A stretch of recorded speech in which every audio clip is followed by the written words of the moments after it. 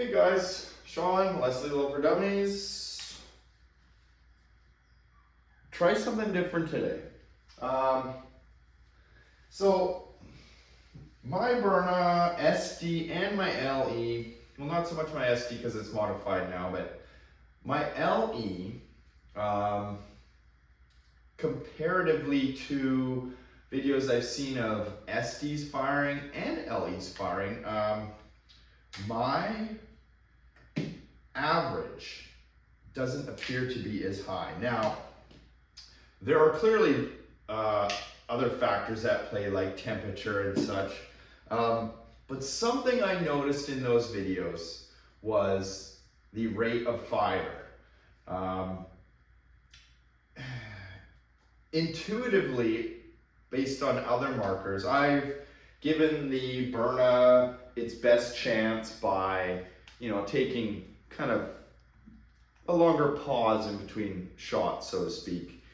And, watching other videos on YouTube, I've noticed when, at least on some of these videos, when they're chronoing, and I'm like, damn, why are they getting their numbers so much better or so much more consistent or consistently higher than me? I mean, it's warm here right now. I got a tank top on. Hell, it says it's 30 degrees in my garage right now. I don't think it's 30. The sun is in the window on my thermometer here. I'm gonna guess it's probably 25. Of all the days, today would be a good day to test my LE. It's been kind of sitting in the house. House is probably about, the same, 22, 23 degrees. So the CO2 is, at ambient temperature. I brought another one too. So what am I gonna do? I'm going to move the camera into my other tripod here, and we're just gonna do a close-up firing into my trap, counting the FPS. And I'm thinking the first round I'm going to do, I don't know, let's say 10 seconds between shots. And on the follow-up, I'm going to do 2 seconds. So 2 steamboats. It's gonna be shoot, 1,000, 2,000, shoot, and so on and so on. I may have to slow the video down so you can catch the second video, because I want to see if the average is better if you mag dump. Now, there's a lot of chatter about the Byrna not being powerful enough, to stop an intruder, and I'm not here to argue that, but I think it's a known fact. If you have to use your launcher, you're not gonna fire one round and then ask questions or, wait to see if it works. It is a mag dump, and hopefully you have an exit plan. Or if you're using pepper, possibly it does its job and incapacitates a person to the point that you can find a safe exit or call for help. So enough talking, more doing. Let's get to it and see. I don't know how this is going to perform. I might be completely wrong, but that's why I'm trying it. All right, first round, Byrna LE 12 gram Crossman, and these are 11/16 Delrin balls. They weigh 3.7 grams each. So I'm gonna count silently in my head to 10 after each shot and fire the next one consecutively. We will charge it on safe. Charged, and away we go. Hopefully we can, let's back up here a little.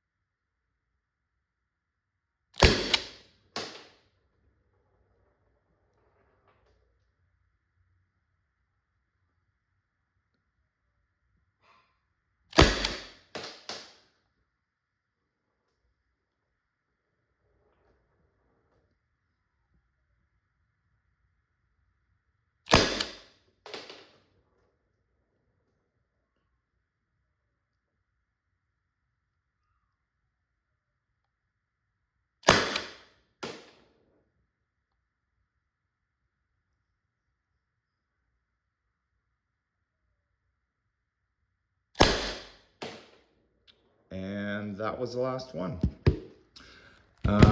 I can say without a doubt the average was better today, even though my hot shot was a little bit lower. But I'm going to burn off this CO2 for fun, and then I'll come back with a new one, and we'll do 7 rounds consecutive with a 2 steamboat count and see, is the average any better on a mag dump. All right, round 2. 11/16 downwind ball. It's been about 20 minutes between when I fired the first CO2 off. Sorry. So we will do this test again. I've decided instead of 2 seconds between shots, I'm just gonna fire. So we're gonna call it just 1 second between shots. And let's see what it does. So there's it.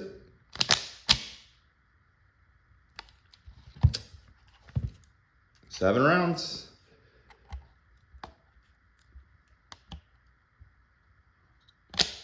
Oh, jeez. Safety. Okay.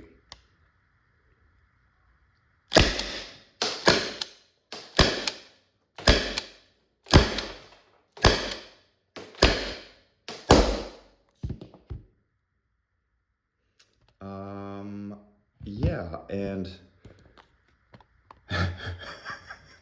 I lost a screw in the rear, but the test was successful nonetheless. I have to go collect that nut that fell out, and I'll get right back at you. Well, guys, what did we learn? My impromptu calculations on a scrap piece of paper I found and my 10mm socket pointer. Round 1 with 10 steamboats in between gave an average of 311.71 feet per second, which is equivalent to an average of 16.61 joules. So the good news is my marker has improved to a 16 joule average, whereas previously I was getting like 14, 15. Clearly this is probably temperature related. Like I said, it's a lot warmer in here today than it has been in the past when I've been testing my Byrna. And round 2. Noticeably, my hot shot was significantly lower. Now, this could be attributed to the projectiles. I think I gave enough time in between that the marker had sufficiently warmed up, and the CO2 again was at room temperature.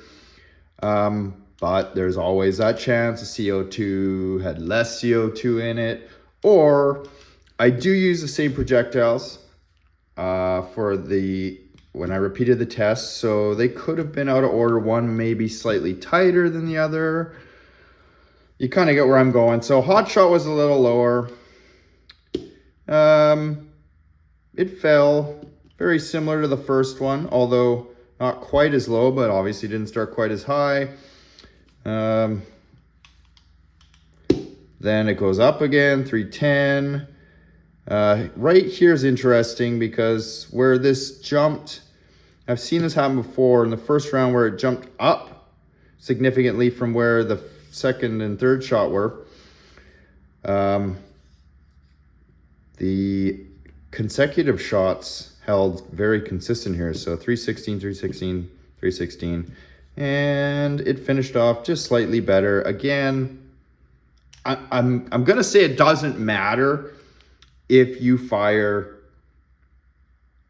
consecutively like a mag dump, or a couple of steamboats in between, or 10 in this case, because you can see in the end here, feet per second isn't significantly different, and more importantly, the joules. I mean, that's like half a joule higher in the consecutive round, which doesn't tell me anything, because that could be the CO2. I don't know. Maybe the garage was a degree cooler. There are so many things that these numbers, they really tell me that it doesn't matter what I do. And more than likely, the people that I see firing consistently will have a more consistent drop, better quality CO2. I mean, maybe they're holding it in their hand before they load it in. I mean, it's the internet. We don't know really what's going on in the background. And I don't think anybody's deliberately misleading anybody. But I had to know for myself. So yeah, there you have it. Good news is the 7.5 millimeter nylon balls were back in stock, so I ordered some. And they are in customs right now. I should have them by next week. So they are supposedly a .690, which is gonna be like extra tight in the Byrna, but not too tight, hopefully. Because from the measurements I've gotten from around the community, .692 is the actual bore size. So a 690 should be ideal. Although these Delrins that I fire are, man, they seem like they are the perfect bore match, but I don't have one of them fancy tools, so I'm really just kind of plopping them in and hoping for the best. I mean, I have calipers and I measure them, but yeah, so stay tuned. I'm going to test the nylon balls, the larger ones, hopefully next week. And I know some of you have been bugging me about turning the power up on an LE. Let me grab it here. So some things I will get into are this plug in the back, whether it is protecting anything that, like the SD where you can adjust the hammer tension. Is there something beneath this that may allow that? I don't know yet. I can tell you this does not come out through the rear. Possibly you could drill this, and I don't know yet, but it is designed to not be removable unless the marker is opened. And I definitely would not recommend drilling into the back of your Byrna, at least not until we know what's going on inside this guy. But I would like to say my goal with this will not be more power. I'm happy with sort of that hot shot that I get. What I'd like to see is that it maintain that a little better. I get 3 full mags, sometimes 4 mags out of a CO2. I would like to, if I could get 2 mags, like my SD, my modified SD can burn a 12 gram in 2 mags and holds like a above 300 average. I would love to see this, you know, have even a 350 average, but, you know, burn two mags on a 12 gram. That would be awesome. But let's be honest, guys, this is never going to be a consistent like 30 joule launcher. At least, I don't know yet, but I'm going to go out on a limb, you know, just with what I've done to the SD already. But I won't know until I open it, and that'll be coming shortly, but not too soon because I have a lot of other stuff going on, guys. But stay tuned. Like, subscribe, and share if you will. See you on the next one. Some bonus footage of Betty Crocker getting pounded with some 9.9 gram Kenda rifles. I'm about 15 feet, and this is the second magazine.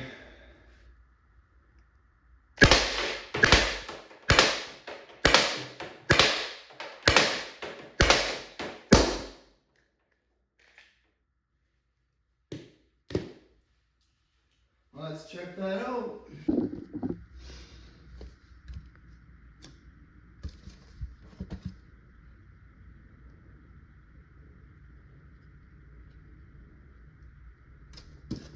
Let's peel the back off here.